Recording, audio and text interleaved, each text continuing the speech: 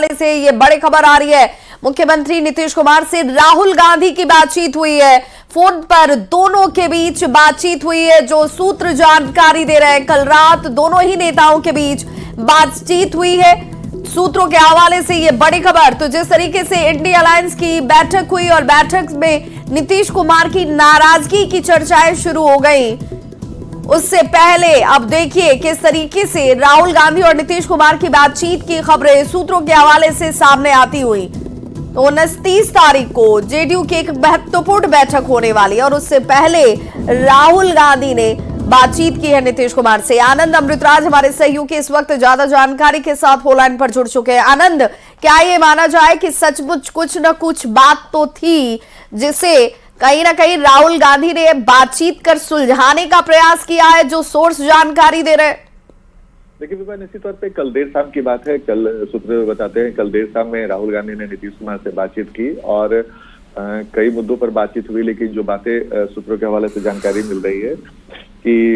नीतीश कुमार की भूमिका को लेकर भी बातचीत हुई और भूमिका किस तरह की होगी ये नहीं पता, लेकिन राहुल गांधी ने नीतीश कुमार के अनुभव की चर्चा की है। इसके अलावा उन्होंने ये भी कहा कि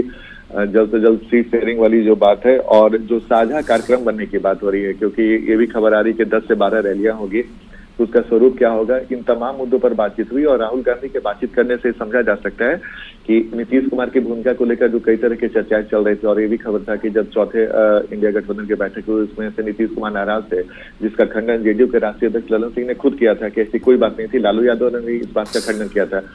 इन तमाम बिंदुओं के बीच में राहुल गांधी ने नीतीश कुमार से बातचीत की और कई सारे ऐसे मुद्दे हैं जो साझा कार्यक्रम आगे क्या होगा और सीटों का बंटवारा जल्द से जल्द कैसे हो चुके। बिहार में महागठबंधन की सरकार है और यहाँ पे कांग्रेस के नेता बार बार ये कहते हैं कि यहाँ पे 10 सीट से कम पे कांग्रेस नहीं लड़ेगी, जबकि हमारे जो हम लोग की जानकारी है कि कांग्रेस और जेडीयू और आरजेडी जैसी पार्टियां हैं जो 4 से 5 सीट से ज्यादा कांग्रेस को देना नहीं चाहती। तो बिहार में भी इतना आसान नहीं था महागठबंधन के लिए। तो इन तमाम बिंदुओं आनंद, क्या ये संभव नजर आता है कि नीतीश कुमार को बिना कोई बड़ी भूमिका दिए, बड़ी कोई जिम्मेदारी दिए, नीतीश कुमार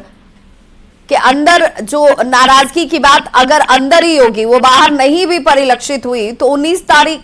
तारीख की जो बैठक होने वाली है उस बैठक में बड़े फैसले की तरफ अंदेशा जाहिर किया जा रहा था, तो उसे भी कहीं ना कहीं पैचअप करने का प्रयास किया गया है? बिल्कुल, देखिए राजनीतिक अगर आप परिदृश्य देखें तो इंडिया गठबंधन के बैठक के बाद 29 तारीख को जो जेडीयू के राष्ट्रीय कार्यकारिणी के साथ साथ राष्ट्रीय परिषद की बैठक बुलाई गई, इसको लेकर भी काफी सरगर्मी तेज है और सूत्र ये भी बताते हैं कि इसमें कोई बड़ा फैसला भी हो सकता है, लेकिन ये तो 29 तारीख को ही पता चलेगा। लेकिन एक बात तो तय है कि जेडीयू के नेताओं से अगर बात करें, जो हम अपने सूत्रों के हवाले से बातचीत करते हैं सूत्रों से, तो उन्होंने ये कहा कि इंडिया गठबंधन में ये तय नहीं हुआ है कि कन्वीनर कौन होगा और प्रधानमंत्री के पद के नाम की चर्चा ममता बनर्जी ने की है मल्लिकार्जुन खड़गे के, लेकिन उस पर भी अभी रजामंदी नहीं हुई। तो इन लोग अगर जेडीयू के नेताओं के बयान से अगर आप देखें, सुने और उनकी बातों से सुने, तो उन्हें अभी भी लगता है कि एक बड़ी भूमिका नीतीश कुमार को दी जा सकती है। और राहुल गांधी का फोन करने का मतलब साफ है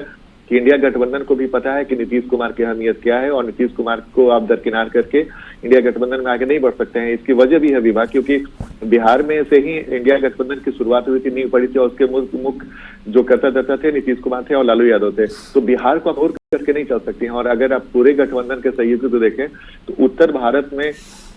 बीजेपी को टक्कर देने की तैयारी इंडिया गठबंधन की है और उसमें बिहार में लालू यादव और नीतीश कुमार की भूमिका बड़ी हो सकती है। इस वजह से भी राहुल गांधी ने जो कल नीतीश कुमार को फोन किया है उसमें इन तमाम बिंदुओं पर बातचीत हो रही है। और खबर ये भी है कि बहुत जल्द पटना में शुरुआत में तो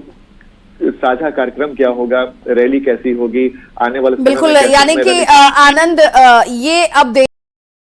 29 तारीख को जब बैठक जेडीयू की तरफ से होती है तो उस बैठक के बाद क्या तस्वीर निकलती है और जिस रणनीति की बात की जा रही है कि अब आगामी नए साल में बैठकों का दौर से आगे ये कारवां बढ़ता हुआ अब रैलियों में, तो वहां पर क्या स्थिति बनती है? बहुत बहुत शुक्रिया आनंद अमृतराज इस जानकारी के लिए।